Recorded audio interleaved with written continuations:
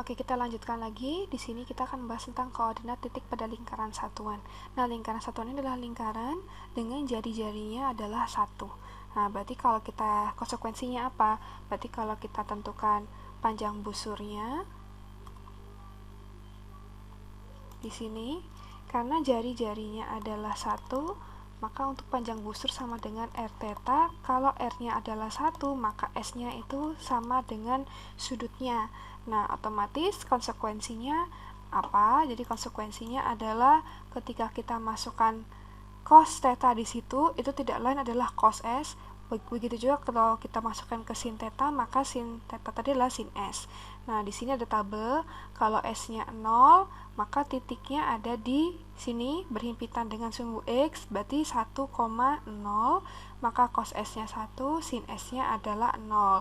Kita sesuai ya, jadi misalnya cos S adalah 1 per miringnya kan berarti 1 juga, maka cos S-nya 1, sin S-nya berarti 0 ya, karena tidak ada di sumbu Y, maka sin S-nya 0 per 1 sama dengan 0.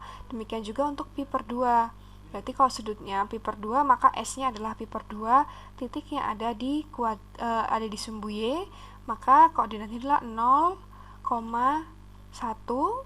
Di sini maka cos S-nya adalah karena tidak ada di sumbu X 0, maka 0 per 1, 0, kemudian sin S-nya adalah 1 per 1 sama dengan 0. Ingat kenapa kok per 1? Karena R-nya adalah 1.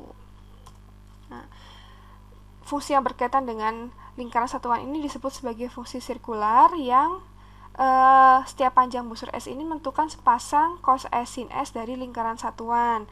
Nah, jika ada pasangan S, cos S, maka disebut sebagai fungsi sirkular cosinus.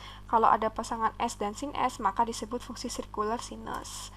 Nah, fungsi sirkular lainnya dia ada tangen S, ada kotangen S, ada sekan S, dan kosekan S dengan syarat yang ada di kolom sebelah kanan. Untuk tangen S-nya tidak boleh sama dengan pi per 2 plus kp, karena kalau demikian cos S akan 0 dan tangen S ini akan tidak terdefinisi. Demikian juga untuk kotangen S tidak boleh S-nya itu sama dengan kp, karena kalau kelipatan pi sinnya kan 0, maka kotangen tidak akan terdefinisi. Demikian juga untuk sekan S dan kosekan S syaratnya adalah seperti ini. Nah, K-nya itu adalah bilangan bulat. Kita coba latihan soal. Di sini saya mengambil contoh soal nomor 2. Nanti adik-adik silakan coba untuk yang lainnya ya. Di sini nomor 2 yang diminta adalah menentukan nilai sin theta dan cos theta jika diketahui tangen tetanya adalah min 3 pi per 4. Oke. Nomor 2, tangen tetanya adalah min 3 per 4. Nah, di mana tangen itu minnya? Kalau kita lihat 1, 2, 3, 4.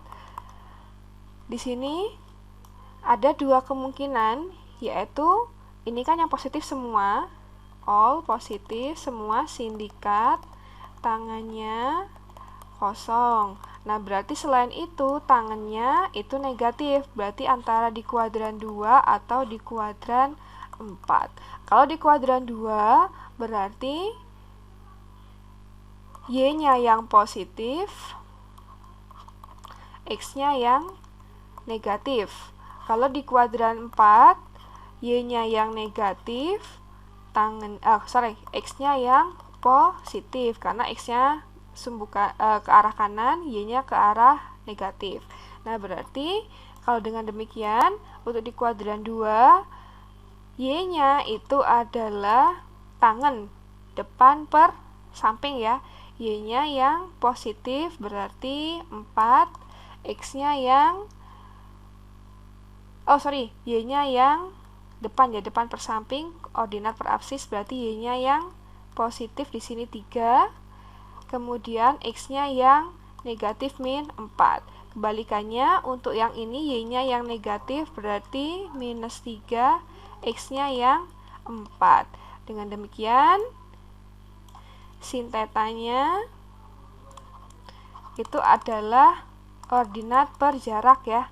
Di sini kita belum menentukan jarak, berarti sama dengan Y-nya 3 per akar 3 kuadrat plus min 4 kuadrat. Ini berarti 3 per akar 9 plus 16, berarti 3 per akar 25 sama dengan 3 per 5. Jadi sinnya adalah 3 per 5. Ini Y-nya positif ya. Berarti cos theta-nya juga sama. X per R, X-nya adalah min 4. R-nya sama 5. Berarti untuk di kuadran 2 pasangannya sin theta-nya 3 per 5, cos theta-nya min 4 per 5. Sekarang untuk yang di kuadran 4 dengan cara yang sama, sin theta-nya adalah Y per R, berarti min 3 per 5. Nanti silakan dibuktikan sendiri.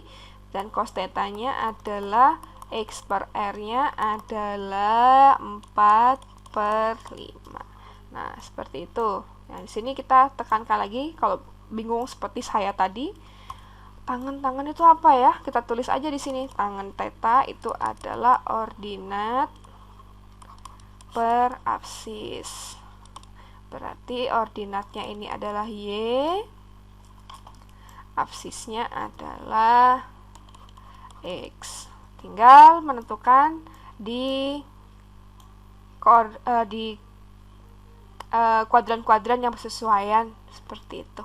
Oke, adik-adik silakan dicoba untuk soal-soal yang lain.